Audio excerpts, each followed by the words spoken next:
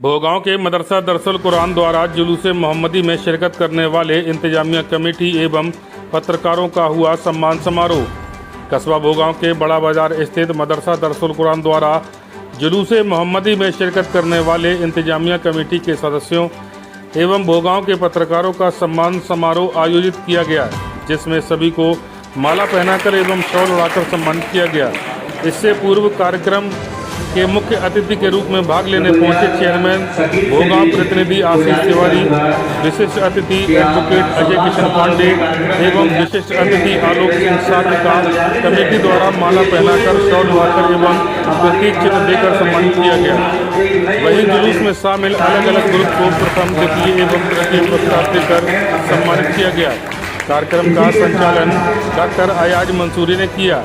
इस मौके पर जामा मस्जिद के सदर मोहम्मद शकील और फूल मियाँ, जामा मस्जिद के पेशे इमाम खालिद रजा नूरी, अहमद अली, गुलजार अहमद पत्रकार, तौसीफ खान, गुलजार शकील, हाफिज रिजवान, हाफिज सैफ रजा, हाफिज रानू, हाफिज मोमिन अशरफी, हाफिज आसिफ, हाफिज शादाब रिजवी, हाफिज दिलनवाज, बबलू मास्टर, पवन तिवारी, मोहम्मद अली, रियाज खां, अबीद रहमान, सवासद कलीमुद्दीन और शेखू, सवासद शकूर राना आदि समेत जुलूस मोहम्मदी में शामिल होने वाले नौजवान साथी मौजूद रहे। इस बात को आपने कार्यक्रम किया था, तो विशेष रूप से कार्यक्रम आयोजित हुआ था, बहुत अच्छा कार्यक्रम था। इसके लिए पूरी कमेटी, उनके जो मार्गदर्शक है और आप सभी साथियों की मेहनत से ये संभव हुआ, इसके लिए आप सभी का बहुत बहुत धन्यवाद, बहुत आभार। आप लोगों ने मुझे यहाँ बुलाया, मुझे स्नेह दिया, सम्मान दिया, इसके लिए मैं व्यक्तिगत आपका आभारी हूँ और आपको धन्यवाद देता हूँ। आगे चाचा जी ने बहुत बात कही, काफ़ी अच्छी बातें थी जो हम सभी लोगों को प्रेरित करती हैं। आगे डॉक्टर साहब ने भी अच्छी बात कही। मैं ज़्यादा बात नहीं कहेंगे, एक मूल बात आपसे कहूँगा कि बिना परखे कभी भी किसी के लिए नकारात्मक विचारधारा नहीं बनानी चाहिए। थोड़ी मैं बहुत बात कह देता हूँ मैं, हम आपके दरवाजे पर आए, आपने हमें सम्मान दिया, हमारे दरवाजे पर आप आएंगे, आपका सम्मान हमेशा रहा है और मैं तो इसी मोहल्ले में रहा हूँ और निश्चित रूप से हमेशा आपका सम्मान हमारे दरवाजे पे रहेगा। लेकिन उसके लिए कभी भी किसी के कहने सुनने से, किसी बात से अगर कोई नकारात्मक सोच किसी के प्रति बनाता है तो वो बुद्धिमान नहीं कहा जाता है। समाज जागरूक हो चुका, कोई भी समाज हो, हर समाज जागरूक होता है।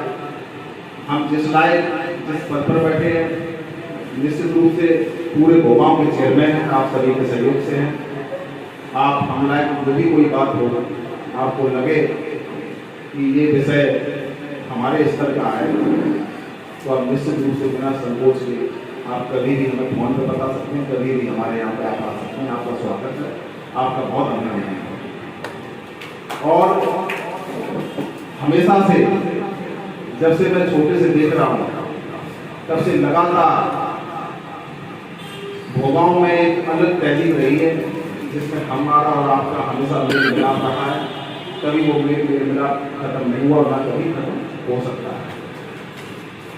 और रही बात राजनीति की, तो मेरे गुरु है मेरे लिए, राजनीति हमेशा जोड़ने का काम होता है, राजनीति कभी तोड़ने का काम नहीं होता है कभी। और ये नेता के लिए यही सब होता है, किसी ने हो सकता है आज कम मदद कर पाई हो, कल ज़्यादा मदद कर सकता है, और आज किसी ने ज़्यादा कर पाई हो तो कल कम मदद कर पाता है। तो इसलिए जोड़ने का काम होता है। मेरा पूरा कार्यकाल सभी को जोड़ने के लिए रहेगा। व्यक्तिगत हम तक अगर बात आती है, अगर कोई बात आपका हम सहयोग नहीं कर पाते हैं, अगर मेरे स्तर का है तो आप कह सकते हैं। अगर मेरे संज्ञान में बात नहीं आएगी, आप हमें नहीं बताएंगे, तो उसके लिए आपको ये चिंतन करना पड़ेगा कि भैया को कोई बात है तो भैया को बताएंगे, भैया के स्तर की है तो निश्चित रूप से वो कार्य करेंगे।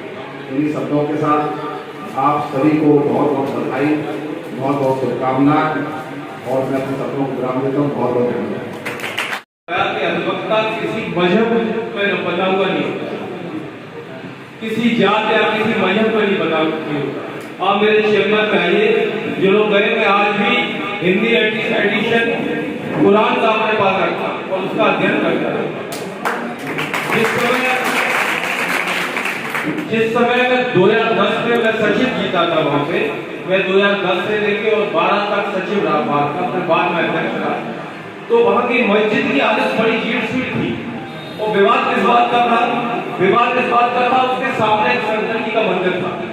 तो भाई लोगों को हवा दे रहे थे, बोले साहब मंदिर है वहां मस्जिद क्यों बनेगी? जब मैं 10 में जीता तो मैंने कहा ये तो मुस्लिम भाइयों की भावनाएं आजाद हो रही है और यहाँ बनना चाहिए। उस समय जिलादस्ती विजय चली।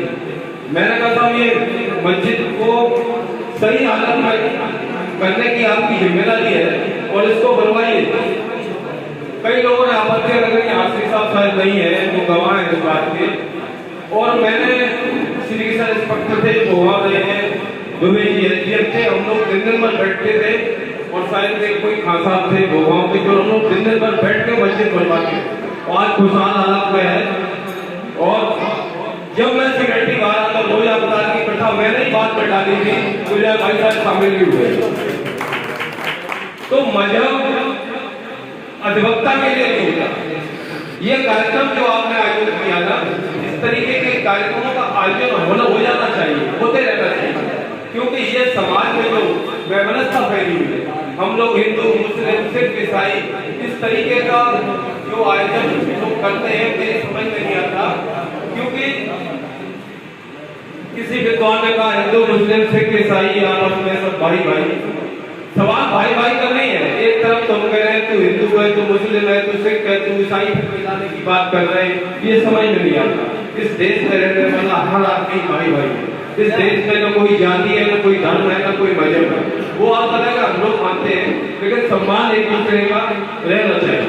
और इसमें जो कार्यक्रम आप लोग इस तरीके के करते हैं जिसमें सबकी शांति होती है, ये बहुत ही अच्छी बात है। एक चीज मैं और आपसे कहना चाहता हूँ कि ये जो सामाजिक वैमनस्यता है, इसको खत्म करने का एक ही कारण है कि हर आदमी 100 गुण से उत्प्रेरित होना चाहिए। सवाल इस बात का 100 गुण आप पूछते हैं, 100 गुण कहां से आएंगे? देखिए 2 मिनट का समय थोड़ा ज्यादा लगता है। 100 गुण का मतलब यह है कि छोटा सा दृष्टांत आपको, वो 98 गुण वाला आदमी सामाजिक वैमनस्यता दूर नहीं कर सकता, 100 गुण वाला आदमी ये दूर कर सकता है। एक गुड़िया थी, एक राजा थे, उनके बहुत सुंदर राजकुमारी थी। उसने राज्य में ढिंडोरा पिटवा दिया कि जिसके अंदर 100 गुण होंगे उसी शादी कर। कई लोग आए 50 गुण वाले, 98 गुण वाले, कई आए 70 गुण वाले। अंत में राजकुमारी मना कर दिया, मुझे 100 गुण पूरे चाहिए। अंत में एक आदमी आया, उसने कहा मेरे अंदर 98 गुण है। तो राजकुमारी ने सोचा कुंवारे रहने से 98 गुण वाले से शादी कर ली जाए, तो उसने शादी कर ली। एक दिन उस राजकुमारी ने उससे पूछा कि प्रिय आपके अंदर 98 गुण है, वो 2 गुण कौन से हैं जो नहीं है? तो उसने कहा एक तो हम लोग जानते नहीं, दूसरी किसी की मानते नहीं। कहने का मतलब ये इस तरीके का 98 गुण वाला आदमी नहीं होना चाहिए। इस समाज में रहना तो आपके अंदर 100 गुण पूरे होना चाहिए और तब सामाजिक वैमनस्यता दूर होनी चाहिए।